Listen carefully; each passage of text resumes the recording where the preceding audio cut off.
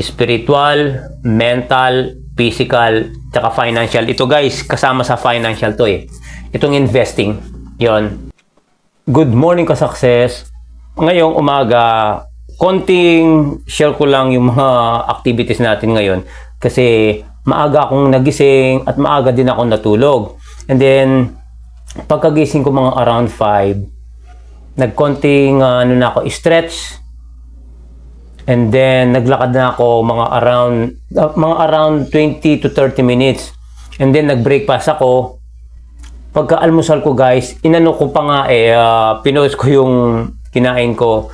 Tapos, pagkakain ko maya-maya lang, naligo na ako. And then, naisip ko, sabi ko, i-share ko sa inyo to para magkaroon din kayo ng idea sa pag-upload nyo ng mga video. And then, ngayon, katitimpla ko lang ng kape. Ito.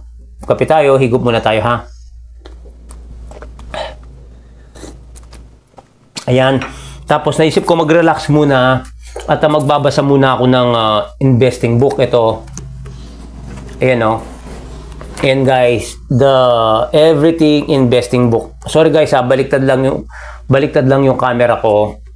Magbabasa muna tayo dito mga mga ilang minuto lang.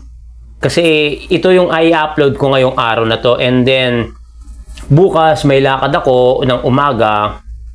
Pipilitin ko ngayong umagang to, gagawa ng video para bukas, i-schedule post ko. So, bakit ko sinare to? Kasi nga, as a content creator guys, kailangan nating i-balance.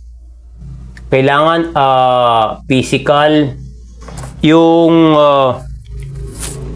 knowledge natin na makakuha ng idea sa mga binabasa nating libro as a content creator para pwede din nating i-share sa mga followers natin. And physical, spiritual, mental, para balance guys. Hindi lang yung lagi tayong gumagawa ng content, lagi tayong nakaupo or nag-i-scroll sa Facebook, pero as a content creator kasi long term yung goal natin dito.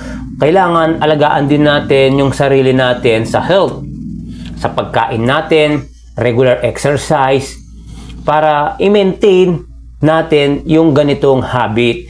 Kasi kung magfo-focus lang tayo sa isang bagay as a content creator, araw-araw, nakaupo, araw-araw, gumagawa lang tayo ng video, wala tayong exercise sa katawan, hindi siya balance. Kaya as a content creator, yun lang yung gusto kong i-share sa inyo. Magpasalamat tayo kay Lord na humingi tayo ng gabay niya araw-araw para i-guide niya tayo sa mas magandang bagay, na ilayo niya tayo sa mga hindi natin gustong mangyari sa buhay natin at iingatan niya tayo. Yun lang guys, maraming salamat. And mamaya lang, umpisa na tayo sa paggawa ng pangalawang video. Pero ito, unang video natin. So, igup na tayo ng kape bago natin tapusin ang video ito. Yun lang, maraming salamat. Sana nagka-idea ka sa video ito. Spiritual, mental, physical, tsaka financial. Ito guys, kasama sa financial to eh. Itong investing. Yon. Maraming salamat at kita-kits sa mga susunod na mga video. Salamat po and God bless sa lahat. Bye-bye.